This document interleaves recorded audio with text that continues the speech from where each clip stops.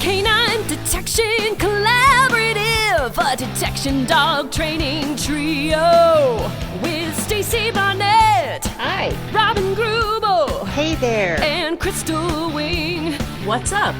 With humor and a big dose of theory, our trio talks practical training advice and features interviews with top trainers and scientists. It's Canine Detection Collaborative. Welcome back to Canine Detection Collaborative. I'm here with Robin Grubel. Hi, everybody. And Stacy Barnett. Hey, how's it going? And my name is Crystal Wing. And this episode, we'd like to talk to you about fluency. We're pretty excited about this topic. And I think Stacy is going to get us started here. What do you have to say, Stacy? Oh my gosh, I love this topic, right? So I was listening in on Robin, your recent webinar, and you were talking about fluency, and you had like these 3 levels it was a really cool way of just kind of thinking about the concept. And you broke it out into competency, proficiency, and fluency. Correct. And I just thought that was like a really cool way of thinking about it. And I think this is just a really great topic for a podcast. Talk about what is fluency. Well, I spend a lot of time thinking about, because I work with a lot of the writing certifications and stuff like that, and all the way over to training at puppies, right? And so when you're at a certification level, we're trying to test fluency. Can the dog show up in any context and find what they're looking for and do the behavior that they've been trained to do? So 90%, right? You have to get 90% in order to pass a certification. So technically that's fluent, right? And I also think about what sport people do. You guys show up. I mean, when you're doing summit stuff, you're showing up at places you've never been before in totally different environments and different stratospheres, right? It can get a little crazy. Yeah. And expecting the dogs to figure out and acclimate and figure out, you're asking your dogs to be fluent, right? Finding odor and doing what they're doing. You're also asking your handlers to be able to adjust to all of these different things. I'm out doing sweeps in minus 20 degree weather for the NBA All-Star game. And I expect my dog to stick his nose in every single wheel well and do this and do it while there are horses trotting by. Right. And yeah. So that's a fluent behavior. And that's kind of where I started thinking about competent, proficient, and fluent, and how that then drives all of your training. Yeah, it's a really cool concept. And now that you're kind of talking about this, I'm thinking of it in terms of, so you mentioned, going summit and that kind of thing. It's like, well, when you're competing at summit, hopefully you have reached a level of fluency, right? In terms of the handler and the dog. But if we look at sport detection, right? We have all these different levels that lead up to that level.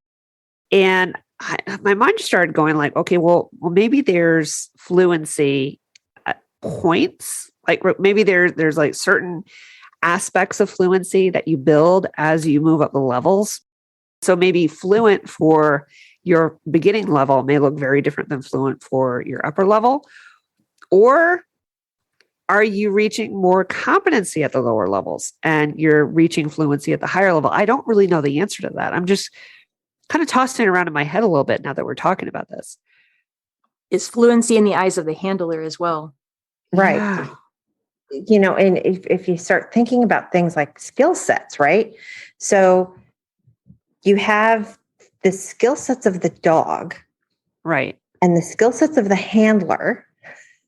And then you have to mesh them together as the skill sets of the team. Right. Under different circumstances. Right. Under, yeah. Now I can't walk backwards because I'm going to trip over freaking bumper things, right? And when we do cars. Now working with handlers who've been taught from the very beginning that no, we walk backwards when we present to cars. Getting them to actually switch is really hard. Yeah. I guess before we jump into it, right, we should probably define, right? I mean, this is so exciting because we're obviously like, oh, fluency. Oh right? my gosh, right. Yeah. Oh my gosh. So how do we define fluent? What is the definition of fluency? So if you look at the literature, right? Yeah. You have a couple of different places you can look in the literature. A lot of this comes from education research. So in 1986, White, OR, if somebody really wants the citations, 1986, Precision Teaching and Precision Learning, Exceptional Children. That definition of fluency is a performance measure which refers to speed and accuracy of responding. Okay. Right? Yeah. Okay. And then Binder in 1996, in an article in the Behavior Analyst, also defined it as the fluid combination of accuracy plus speed that characterizes a competent performance. So it's not that they are accurate, because you can still be accurate and slow. Right. And you can still be fast, or you can have a lot of speed, but then you can be inaccurate or sloppy. Right. So it's a combination of speed and accuracy that defines fluency. Yeah, that's actually pretty powerful. That's pretty powerful there, right? Because I just want to tie this back to the sports side, because we're timed, right? And some of the times can be pretty tight. I remember this. Oh gosh, I did this. It was probably one of my favorite searches ever that I did with Brava at the elite level. It was in Jacksonville, Florida, and we were searching a warehouse. And we had alligators. No, because it was a warehouse. Oh, sweet. No alligators. It was a warehouse. Iguanas, snakes? No, because it was a warehouse. Okay. Right. So, or there may have been, but they were hiding. I don't know. Anyway, it was this big warehouse. And this is during a competition. And it was actually this huge area. And we were told unknown number of hides, which is not uncommon at the elite level. But then we were given 3.5 minutes. Oh my gosh. Yeah. Right. So it was probably one of my most favorite searches ever, because honestly, my mind was blowing at the time. I'm like, oh my gosh. So we're picking up all these hides, and I wear a finger counter, right? I used a lap counter on my finger, so I know how many hides I found. So I made a mistake. I had it on my right hand, and I keep the food for her in a bait pouch. And every time I put my hand in the bait pouch, it clicked the button. Oh no. I came out thinking I found 9 hides. I found 6. So there were only 6 hides, but we found 6 hides in 3.5 minutes. But when I started thinking about the speed that we had to work and clear, and it's not so much speed of leg, right? It was like literally she had to make these fast decisions. And I had to assess the area and know what we cleared and what we hadn't. And I knew that her arousal was really high off the start line. I knew I had to bring her back to the start line and recover my threshold. And it's like that kind of in the moment type of thing that you're doing, which kind of when I started thinking about fluency, right? And I started thinking about speed, it's not even just the fact that we're working within 3.5 minutes or whatever time that they give you. Right. It's the fact that you have to kind of remain nimble and you have to remain aware under high arousal, which kind of where my brain goes. I think of fluency more in the lines of when you start talking about speed, right? I don't think about speed as being an indicator alone of being fluent. Right. Because what you're telling me in that example with her is that you were efficient and effective searchers. Yes. Right? That's actually not effective counters. Right. But you'd effectively search and efficiently search. Effectively cleared everything. I came out thinking, okay, we found everything, I think. Right. And I have no idea how many we found, but Right. So that's, just a dog that moves fast can be an incredibly inefficient searcher because they're moving too fast. Right. And so that's where the accuracy portion comes in for being able to have a fluent set of behaviors. And, I think we talk about detection work, but this applies to all sorts of other, it applies to obedience work. It applies to bite work. It applies to, look at some of the competitions where dogs can lose the competition because they don't out right effectively and efficiently or fluently when cued by their handler. Yeah. Yeah. So that kind of gets to the question, what does it look like when the dog is not fluent? And this is where I think maybe I'd like to kind of get all three of our perspectives on this, right? Where we're thinking about, either from the sports side, what do we see it from the professional side when the dog is not fluent? What do we see it from? I think even from the bite sport side, especially because I think there's a lot of. Well, and I think actually even from the bite sport side, but even foundationally for all of us. Oh, yeah. What happens when your reinforcement system, the engagement with your dog is not fluent? Oh, yeah. Right? Because now you're walking into this unknown area and you need your dog to pay attention and be the other half of the team. And they're pretty much like, no. Right. What the handler says in that moment, right? What? It's always the go-to. He does it at home. I don't understand. Oh, yeah, that's right. That's right. I mean, how many times have you heard that? Right. Yeah. I mean, how many times have you said that even? Yeah. Oh my, it's fantastic in the backyard. Right. Right. Fantastic in the kitchen or laboratory or wherever your, training space is. Right. Yeah. And that's when you have to understand the idea of generalizing. It doesn't matter what we do. We have to generalize everything we do. So, which is a huge part of fluency, right? Exactly. It's being able to work in different locations. Crystal, let's talk about like the foundational, either that or also from the bite sports. Like, what do you see when a dog is lacking fluency? Like, what are the kind of the big bright neon signs of saying, hello, I don't have fluency? Like what do you see with that? I mean, if we're talking about protection sports, Mondio Ring is a beautiful example of that because there's so much stuff everywhere on the field. And it's the dog that is truly can't handle all of the surprises because you can't train for everything. Right. And so that's what fluency really is about, is that the dog can make the leap in the moment to something that they've never seen before, and they still have the default behaviors that you need that you've trained through foundation.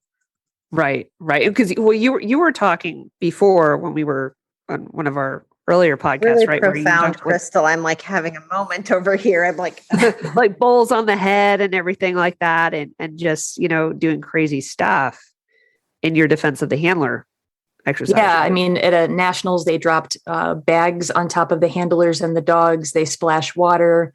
You never know what scenario you're going to see. And then once we do see a new one, then everybody is like, oh, I have to try that. We have to hang balloons on the retrieve items, and we have to try all the new things. And so it's constantly being imaginative and figuring out what ways can we try to challenge our handlers and our dogs and our training. And so that's really, it's testing our fluency, because I think about in our sport world, why exactly do we do these things sometimes, right? And so I kind of thought earlier when I was listening to you guys talk about who exactly is saying what fluency is. So yeah, we have a definition, but is fluency different to each handler? So if it's competition based, it's for points, right? Yeah. But I'm just thinking about, and maybe I'm going too far off here, but I was thinking about watching some of the handlers this last summer. I would say that each handler kind of had a different idea of what fluency was because they had different criteria. Yes. Okay. And so I think that's an interesting place to kind of look too, because when I watch some trainers, they don't do it quite the way I think that I would. And not to say it's wrong, right? But not at all. Right. But then I always kind of wonder, why are they doing it that way? And I believe it always comes back down to that criteria, is that I would have a different criteria for that behavior than what they have. So like a sit, right? So it's kind of like your puppy sit is a different criteria than like your obedience champion dog and how they might sit. Is that kind of? Oh, for sure. Yeah. I mean, I think about a heel. Yeah. In fact, I had an interesting conversation on my online class today about that, about using a toy to be able to get a really powerful heel that's, real engaged and prancy. And I had to kind of go back and say, okay, well, that's actually not the criteria that I want. I actually want a relaxed with you type heel. And so once we were able to kind of solidify that concept, then we're able to get to the fluency that we need for that behavior. But it has to start with that foundation and that criteria and understanding exactly what it is that the players want in the game. Yeah. You really have to be able to define the behavior that you want and how it looks so that you can actually build all of the little pieces you need so that it does get to fluent. That's so profound. That's awesome. That's amazing. Like, seriously. It's just because I think, a lot of the times, and, I'm really guilty, at least up until recently, I've been, I'm pretty good at defining, okay, this is the end behavior that I want, but sometimes forgetting to define all of those intermediate steps to get there. Yes. Which then drives your everyday training. Yes. And so, I want to go into Summit and Rocket, or, I want to go into my next bomb dog certification and feel comfortable doing 4 rooms in 12 minutes, right? That's typically what a bomb dog certification is per room. And, I'm looking for a quarter of a pound of whatever, which sounds like a lot, but when your odor doesn't move like birch.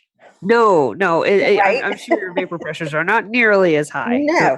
So, it's a little bit different. You're a little bit more methodical because eventually it might explode at you. So it's just that all of those skill sets. It's a lot more than, well, let's just turn the dog loose and see what they tell us. Right. Yeah. Yeah.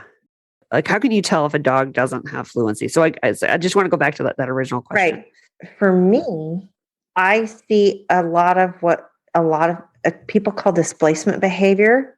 Yeah. You get the dog who, or it's almost like the dog doesn't know what game they're playing when they get out of the car. Right. Right. There's a lot of fumbling by the dog and the handler to get the dog to understand that, no, we play this game here as well as we play it everywhere else.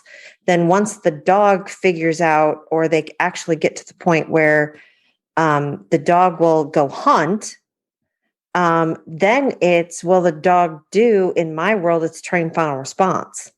Right. Because in my world, that's really, really important, or at least have a change in behavior and acknowledge odor. And some of that goes back to what Crystal was saying about generalization and getting out and training different places. Can the dogs make those leaps in association? This is close enough to that I can make this leap, which then is really, really important. We can go into this whole discussion about being careful about what you reinforce, because you don't quite know all the time what you're reinforcing if you don't know exactly what odor's there. Right. So I can put in my training logs, my dog has only ever been reinforced for alerting on human remains. Yeah. Because on deployments, I don't do it.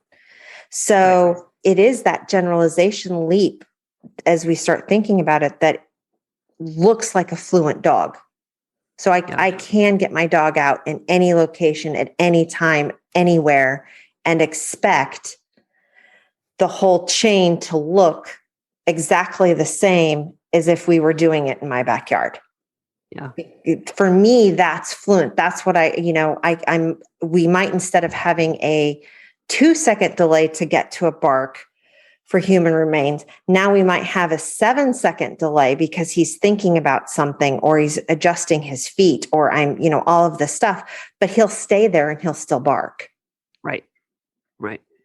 So how about you? So I kind of think about it in terms of, can the dog perform consistently regardless of the pressures, right? So, or regardless of the situation.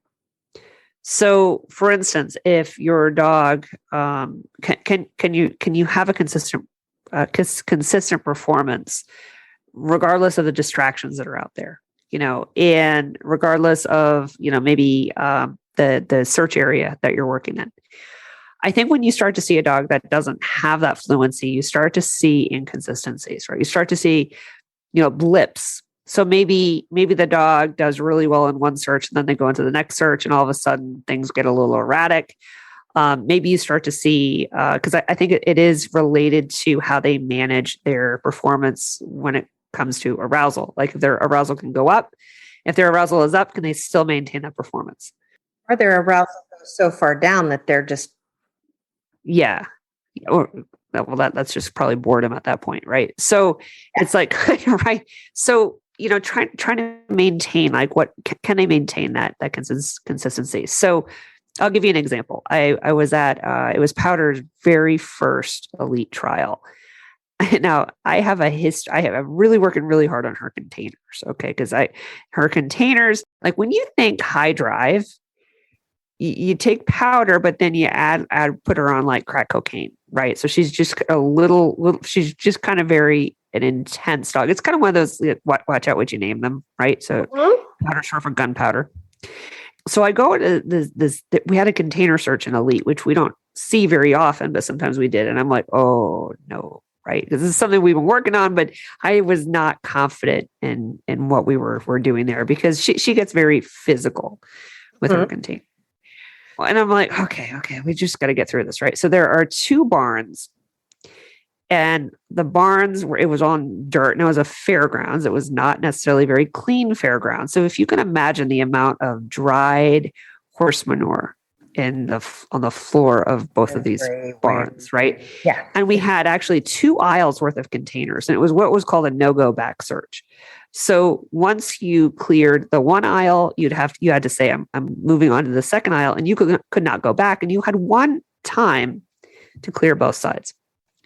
So we get in there. Now she was trying to, snorkel up the horse manure as we went. The first side of the barn, it was a blank search. So all the containers there were blank. So here we have all the horse manure with boxes and whatever on them on top, the containers. And she had to stay focused enough to clear the containers. Right. And then we went to the next side. And then we also had food distractions in the containers on the left side. We had all the hides. I think we were like 4 hides. We found all 4. We did get a false alert because we weren't necessarily what I would consider to be completely fluent there. So I think being able to kind of work through that level of distraction and still respond to odor fast enough that you can get through the search, right? In the 3 minutes, 3.5 minutes, whatever they gave us. I can't remember. Like, I kind of see, like, if you can do that. Now, I think fluent would be to be able to get through there without a false alert, but no matter where you are, there's always room for improvement. Is that perfect or fluent? So, okay, I'll be honest. And I'm pretty sure we're kind of type A. A little, you think? Bad. Maybe a little. Except for maybe Crystal, who is... I was going to say, I don't know if I actually am. Well, I think to be as precise as you are required to be for some of the competition stuff that you do have to be a little bit type A about the details, right? Yeah. Creative.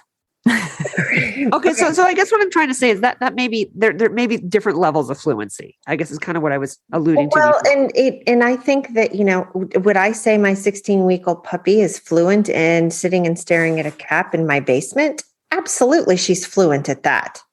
Yeah. Right? Is she fluent at that in, the local hardware store? No. We then drop back down to competent. Maybe up into proficient, maybe we're flirting with that. And so I think it really, when you start thinking of, fluency, until it is a fully generalized set of skills, you're still competent or proficient. Yes. Right? Yes. And Yes. so fluency is always something to strive for. Yes. But you may have such a lofty idea of what fluency is. Right. But it goes back to how you define it. Right. Right. Which helps us with, like, we always have somewhere to go. Right. Exactly. Bonus. And I also actually kind of think about this, we at least for where I'm working, we always do the whole, will you have perfect training?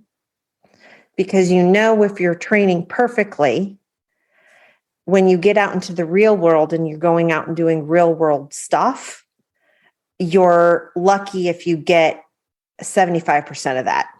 Yep. Right. So, but if you've got perfect training all of the time, perfect practice makes perfect. Yeah. Right. Yeah. So, or you get what you practice. Right. So you better practice perfect, which is exhausting. Yeah. Oh, right. It's so exhausting being type A. Absolutely. It is actually. Yeah. I think it's great when you can recognize that you are not going to be perfect and also give that same grace to your dog, because neither one of you are machines and you're both going to make mistakes. And the best thing to do is to make sure you learn from those mistakes and move forward with those and don't keep making the same ones, because that's how you're never going to get to the fluency that you desire. Yep. Yeah. It's being kind to yourself, right? And being kind to your dog. Yeah. Right. And actually recognizing that, okay, and having the courage to admit, oh my gosh, I set that problem up horribly. It was not fair. So instead of just struggling through it, let me just put the dog in the car. I'll go beat my head on the wall and then I'll reset it and we'll be fine. That's actually a really awesome point, because I think, especially when it comes down to hide placement, right? People will kind of pick up a skill. They're like, oh, I want to work on suspended hides today. And, he's like, oh, okay. So they set a suspended hide. And if you have in your mind, well, my dog's not going to be fluent, right? I'm working on fluency for my dog to be able to find the suspended hide. But let's pretend we set up a suspended hide in your Quonset building, right? And you have a metal building. So suspended hide means like it's hanging from a string? Yeah. Okay. From the ceiling. So, right, exactly. We don't do this stuff, right? Okay. Well, this is kind of like this skill that a lot of sport people work on. They're trying. I have my own feelings on suspended hides, by the way. I think it can mess up your training if you're not careful. So I just want to throw that out there. Anyway, so let's pretend, right, you're trying to work on this fluency issue and you're in this metal building, because I'm picturing your Quonset. I have like a big, if you don't know what a Quonset is like a half pipe. A big half pipe, but it's like 30 to 40 feet tall and you can fit tractors in it. Yes. It's really cool because you do have tractors and it was really cool. But let's pretend you have like this suspended hide from a metal roof building and it's sunny out. So you've got all this sun hitting this metal roof building. So we all know what's going to happen there, right? The air is going to go up, right?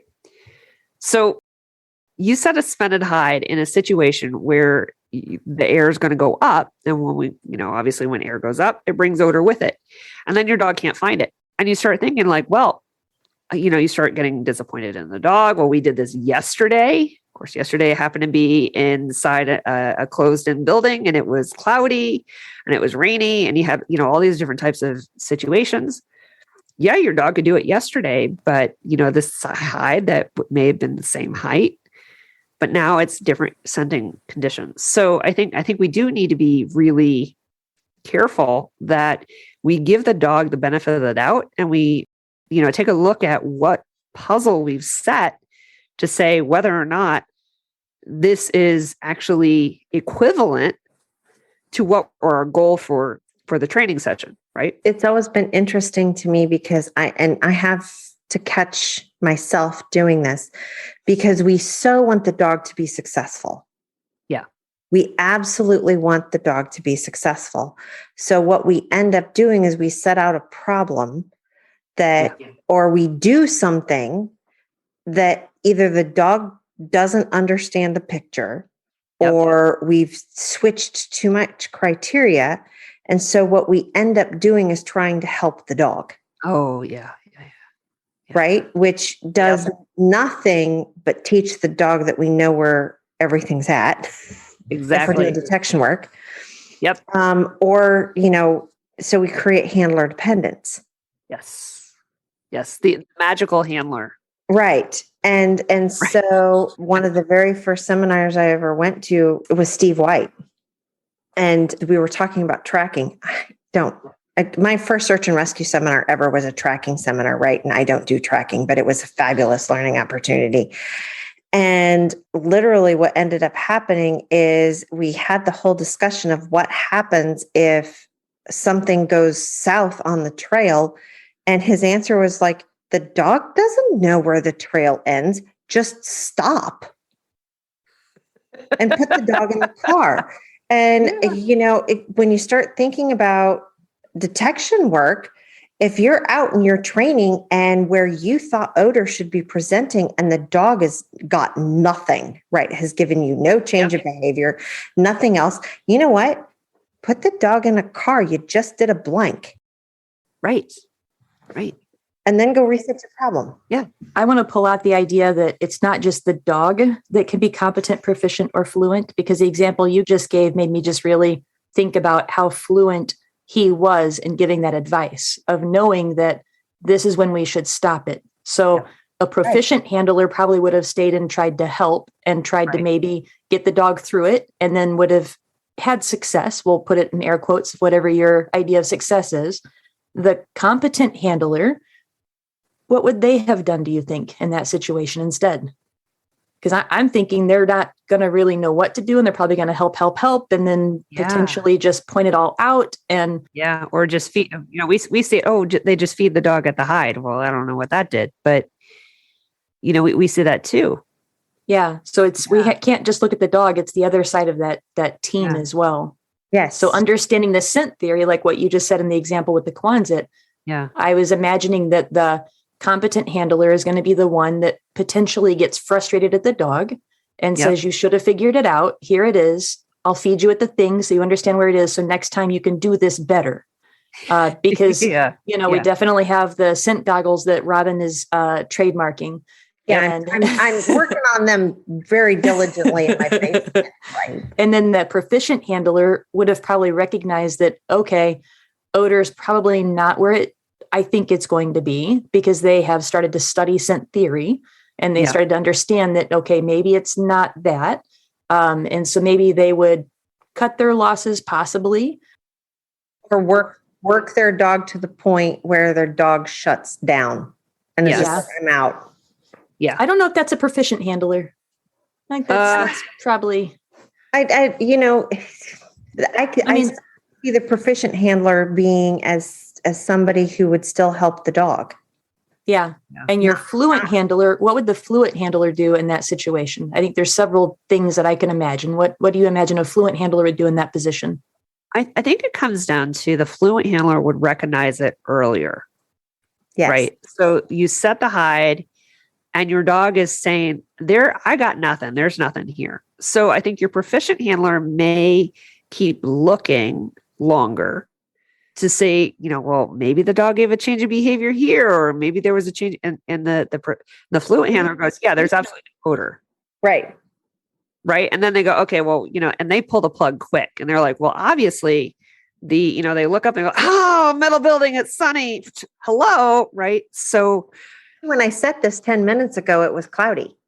Right. Yeah. Right. Exactly.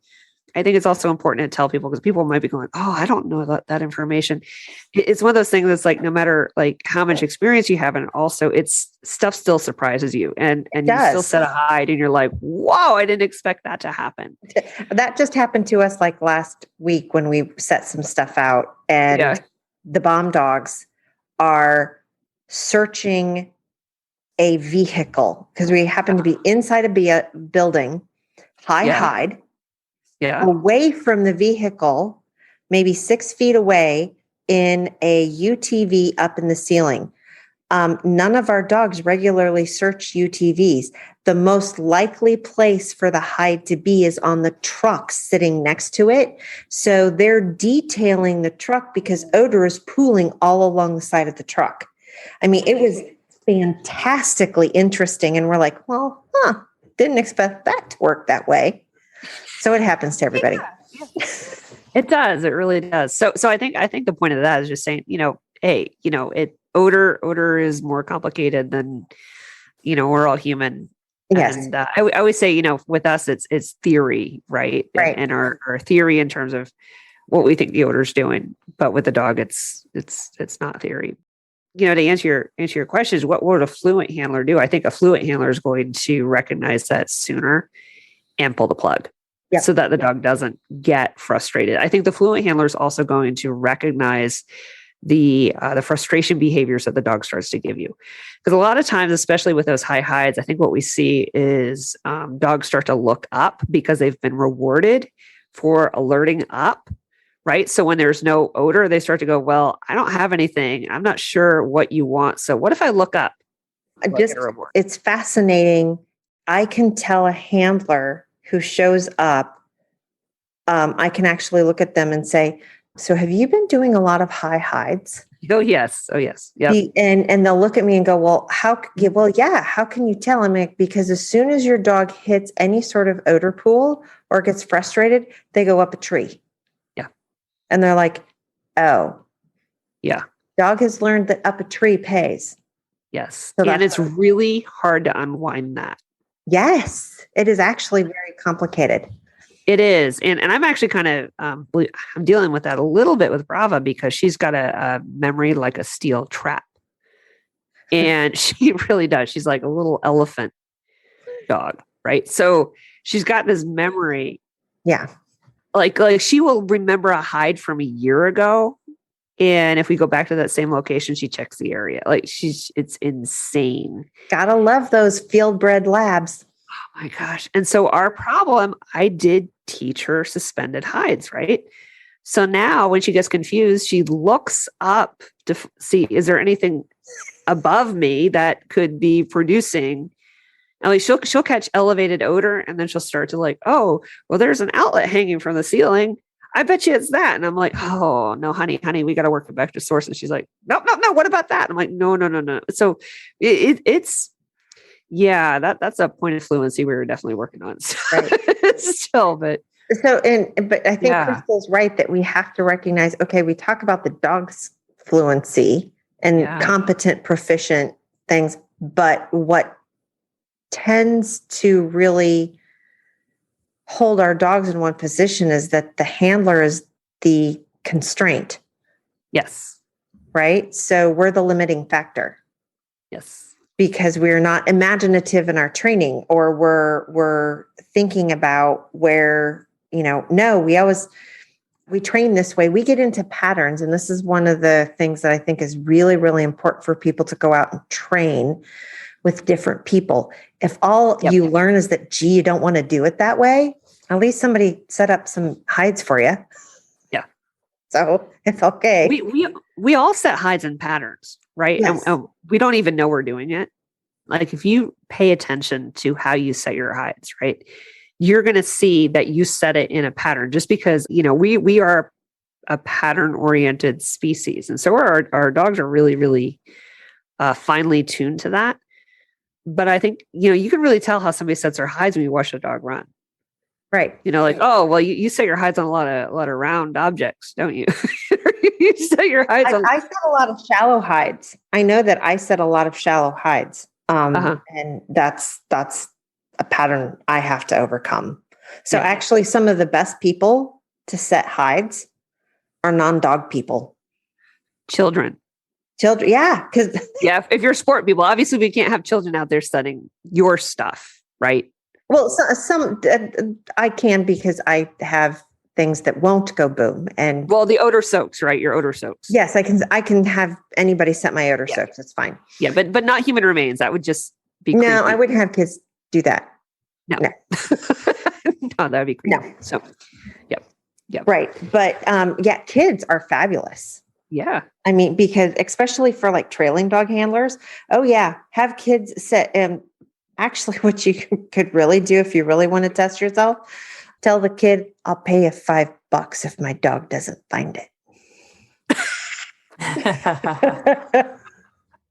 Or find you if you've got a trailing dog. There you go. Right. You're never finding that odor soaker wherever your No. bird again. I was like, and I have not done that. I'll be honest. I haven't either. I'm just sitting here going, whoa, do I know any kids? my nephew. My nephew. I'm like, oh, go hide them. How adventuresome am I? Right. I've got about 120 high school kids we could use. So, I'm sure they would be excited. I'm sure they would be very imaginative. Oh, yes. Well, you've probably searched schools and stuff like that. So, Robin, right? So I would assume. So yeah, you probably know how imaginative they can be, but, but yeah, no, I think, you start getting kids, absolutely set some stuff that you're not expecting, because you really do get that, that patterns, right? We do set things. Right. Yeah. So as I'm kind of listening to, I'm curious. So we always are lifelong learners. And if we think that we are the limiting factor, because we have the thumbs and the leash and those things, the dog has an amazing nose, but still we have to be able to communicate to them the concepts and such, right? Right. So if I really want to become that fluent detection dog handler or trainer, what would you give some tips, or how would you help someone become that fluent trainer? Because when I'm thinking about it, do you just tell them to go take a class? Is that where you actually learn the most? That's a really hard question. It is. Because some things that I was thinking about that I've really been exploring, I had such a great experience this last summer getting to be up at Canine Census watching all of the dogs.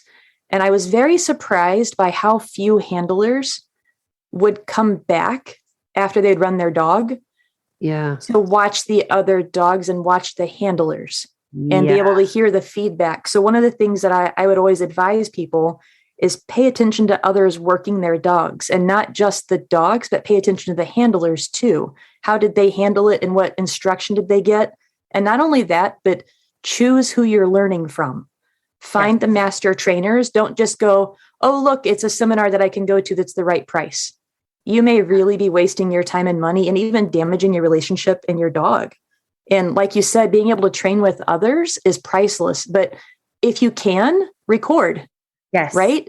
Because if you record, the things that happen in live time feel so different than when you go back and watch. Sometimes I'm like, oh, that was horrendous. That took forever. And I watch it back and it was like 2 seconds. Yep. And one of the things that I tell my coaching clients and students, and I have actually, as an instructor, learned I tell them, take video. If you get the dog in the video, great. I really want to see you and the dog in the video. I would actually rather, if you have to make a choice, I want to see you and I don't care about the dog. And which really, really makes people's heads hurt. Right? Yes. Yeah. Because I'm like, your dog, I can pretty much a lot of the time, unless you're going to stand suspiciously still, which is an acquired skill, I can tell you what your dog is doing based on your body language when I don't even see your dog.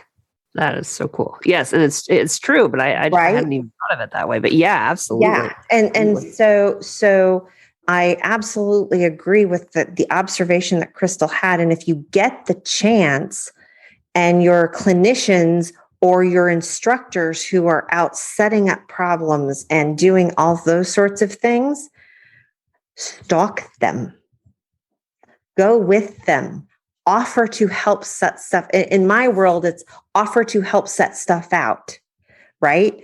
Because how I learned all of my scent theory and pushing and pulling my dog and all this sort of stuff had to do with the fact that I have spent hundreds of hours setting out hides and then following behind people who were doing blind searches.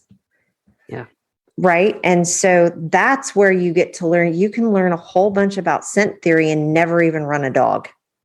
Yeah. Yeah. That's why I love auditing, because I get so much, I feel more a lot of times out of auditing, because I don't have the pressure of having to get my dog ready, then having to run my dog, and then having to decompress after. And I've already missed at least 2 other teams' run.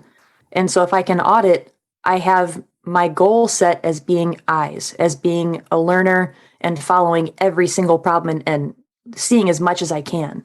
And I think that's going to be the fastest path to get you to fluency as a handler. I agree, because you don't know what you don't know until you don't know what you don't know. Exactly. And when you start training a dog, you can sure train a dog to do a lot of stuff incorrectly because you thought you were training the right stuff. Yes. I mean, I'm on puppies 13 and 14, right? Yeah. I finally have a really good idea of what the end stuff is supposed to do, but I'm still learning a whole bunch of stuff on. They're 16 weeks old. What I am doing right now absolutely carries over until they get up and going. Yeah. I think we continue to evolve what we see as what we want to create. I'm kind of thinking about, like, for instance, with Prize, right? With Container, she's such an air center. So, and with our cardboard boxes, she can air send to her little heart's desire. She'll end up at the hot box, right? And I kind of went back and I'm like, but that's not what I wanted. So you change your picture of what you want to create over time. And then you start to layer in, how are you going to train to get there? So how am I going to train to get her to search the containers more closely? Well, and I think that comes back to being a fluent trainer. Right. And I think to get there, part of it is experience, but you're like, well, now I have to get the experience to get the fluency. So there's the observation, but I think there's also a point of, I think you also need to think about your planning. And if we're always training left to right, meaning if we're always training incrementally, and it's just like, it's kind of this haphazard evolution, random practice creates random results, right? So if we have a plan, so if we can observe and we can pay attention, we can watch, we can, audit, we can, volunteer at competitions, whatever, right? If we can kind of see where we want to get to, I think when we sit down and we think about our own training plans, we can have a vision for what we want to create. And then it goes back to that imagination to be able to get to that vision. Right. And I think that's kind of, how you can start to develop that fluency. Well, and I like Crystal's point of go watch, right? Yes. And it's not even one of the things that I have learned is, yes, you watch how the dog and the handler work together, but you also watch how's the trainer get the dog out of the car? Yeah. Right? That's the whole relationship part. Then you start picking out, who do I want to go learn from? And then follow them, find out who they go learn from. Yes. And you trace that all back. So that's what I did. That's why I'm here. Right. Well, and we all do that. So yeah, we all do. I think a good trainer is always thinking about how can they become better at their craft, right? That it's not there's never the beware the trainer that thinks they know it all, Well, and maybe this is our next continuation of this discussion is how dog training is actually a combination of a science and a craft. And you've got the science side of it, but it's also a craft that goes along with it. And it takes an apprenticeship process to get there. Yes. And that's where I think I'm also curious, as a high school art teacher, one of the things we use is a 5 system, 1 through 5. And 1, I've never heard of the thing before. 2, okay, I've heard of it, but don't really know anything about it. So a 3 would be your version of competent. A 4 would be proficient. And a 5 is fluent, meaning that I can teach this stuff. And so you kind of gauge the temperature of the room, when you introduce a concept. And so that also, I think, could kind of get us into some other conversations, because I also go back to a lot of what I learned this summer with search and rescue. I think there are a lot of competent and proficient teams that are out in the actual field working that are not fluent. So the question is, where do you draw that line and who draws that line? And is it similar to the test? Is a test just testing you for proficiency? Right. And if that's all a test is holding you to, is that all we should be striving for as handlers? Is that good enough to go out? Or do you need to be fluent? And when do you make those decisions? So there's a lot there, I believe. Right. Yeah. I mean, you could draw a parallel to trialing, right? If you're proficient enough, you can title. What is that? Fluent. And are you okay with that? So right. Like at Summit, so I'm curious, Stacy, I don't really, I've seen your videos and, we talk about things, but I've never actually been to a trial. And so is Summit like the epitome where you have to be fluent at all times, or can proficient handlers and teams and dogs succeed? Well, I think we all have to think about what the word succeed means to ourselves. So okay, a little bit different. To title at I'll change Summit. it. So to title at Summit, you have to place in the top 20%, and they round that down. So the top 20% of the competition in order to title. So for instance, if there are 25 dogs, there will be 5 titles. At my last Summit, there were 28 dogs, and they rounded down, so there were still 5 titles. So you had to place better than the other dogs. In order to do that at Summit, I would have to say that every little mistake matters. And I think you do have to have a level of fluency really to title, because you have a brain fade in the middle of a search and you make a bad call. That could cost you a title. So I think at that level, I think you really do have to have fluency. Yeah. And that's both handler and dog. Other levels, I don't think you necessarily have to have that. I think, but at that level, you do. Hopefully, one day I get to come watch. That would be. I'd be really excited to see that. Hey, I'm hoping that we see more on the calendar, because I'm starting to get a little nervous. I'm not seeing a whole lot on the calendar right now. So plug out there in the world, get some more summits. right. I want to go cheer Stacy on. Come on. It's all about me, and Stacy. Yes, it is. It's all about the dogs. I do feel like we have a lot more that we could talk about this, but I think it's a good place to kind of wrap this up. Anybody want to share some things that you want listeners to take away, remember? What do you want them to know? Don't be the limiting factor. Go out and watch. Go out and learn all you can. And then if a training problem is not going the way you want, pull the plug, put the dog in the car. It's okay. Yeah. So to piggyback off of that, because very similar to your thought, I would say don't ever believe you know it all, right? Don't ever believe you definitely have that right answer, because sometimes you may think you've got it. You may think you know, and you don't. Like, especially when it comes to odor, you may think it's going to do one thing and it doesn't, or you may think that, oh yeah, I've got this in the bag, and you don't. Or I did it with this last dog, so it's going to work with this dog. Right, exactly, because all dogs are the same. Yeah. Right. But be open to learning, and I think being an open learner. Right. I don't know what the right term for that is, but I think that's it's being available to learning, I think, is important. Okay, Crystal. Yeah, I'm going to go right along with that. You could probably take 1 million classes, and I don't know that you would become fluent just from taking the classes. I think you have to be open to not only learning from others, but learning from their dogs, learning from other trainers, learning from other fields. And I think that's what I've been excited about, is the collaboration between different areas. You can bring it all together, and you can take what you've learned from one area and bring it to another. You cannot be an island, I don't believe, and be fluent. You really have to be that lifelong learner collaborating in all areas that you may not even think at first may apply. And all of a sudden, here it is. Yeah. And then we're all together doing a podcast. Here we go. Well, this has been a whole lot of fun. This is great. I mean, we could talk about this for another hour, more content for another podcast. So, woo! I think we'll probably have to send some freebies out for this one. This would be a good one to share some things.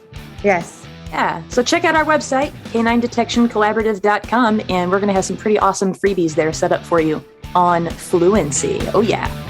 Canine Detection Collaborative. We appreciate the time you spend with us. If you liked this episode, not only should you follow us so you don't miss the next one, but please also rate and review us in your favorite podcast app. For info on collaborating with us, go to k9detectioncollaborative.com. That's K9detectioncollaborative.com, where you can find our socials and pick up our latest monthly freebie. Join us again to talk training in the next episode.